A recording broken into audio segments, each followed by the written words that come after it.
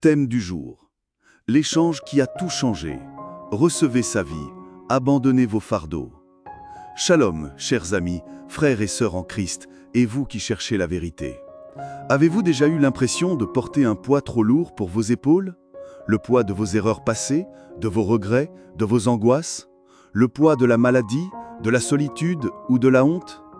Aujourd'hui, j'ai une nouvelle extraordinaire pour vous, la plus belle qui soit. Quelqu'un a déjà porté ce fardeau à votre place. Lisons Ésaïe 53, versets 4 et 5. Cependant, ce sont nos souffrances qu'il a portées, c'est de nos douleurs qu'il s'est chargé.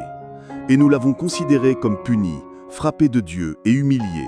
Mais il était blessé pour nos péchés, brisé pour nos iniquités.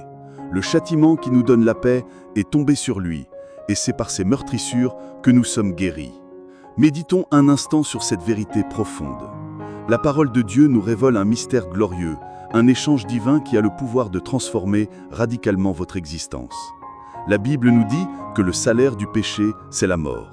Chaque mensonge, chaque acte de haine, chaque pensée impure nous sépare de la perfection de Dieu et nous place sous une condamnation. Mais Dieu, dans son amour infini, a conçu un plan de sauvetage. Il a envoyé son Fils unique, Jésus-Christ, non pas pour nous juger, mais pour prendre sur lui le jugement que nous méritions.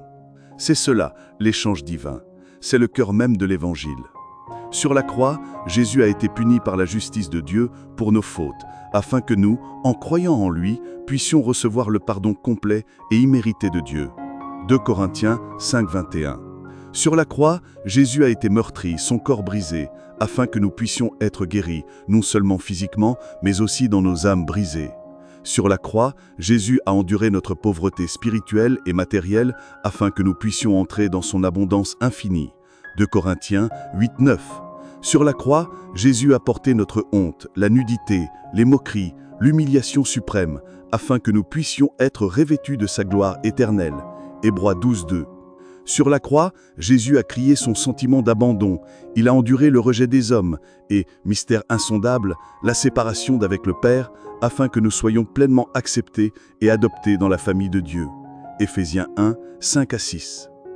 Peut-être que vous vivez en ce moment même dans le rejet. Vous avez été abandonné par un conjoint, renié par votre famille ou mis de côté par vos amis.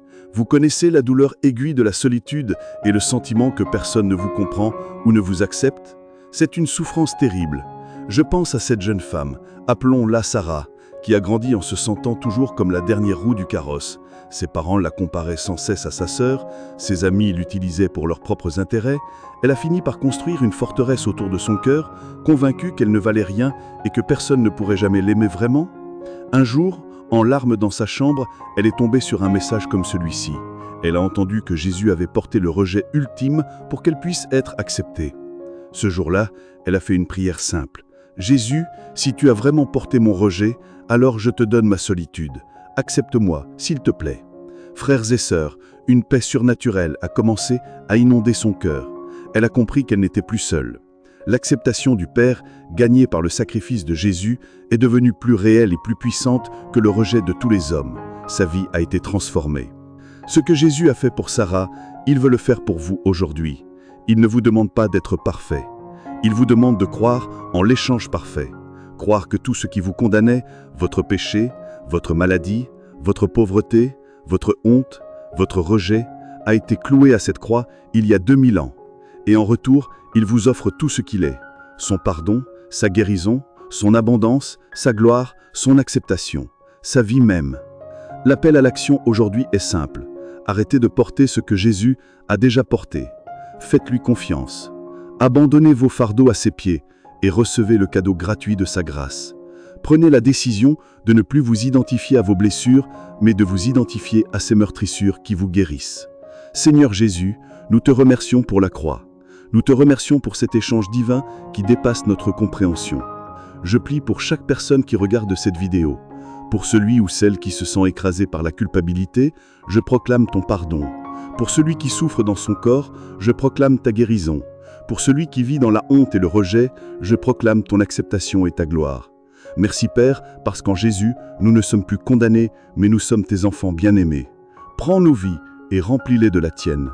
Au nom puissant de Jésus. Amen. Dis Amen dans les commentaires si ce message t'a parlé. Partage-le à quelqu'un qui a besoin d'entendre cette bonne nouvelle. Et n'oublie pas de t'abonner pour recevoir plus de messages inspirés qui fortifieront ta foi.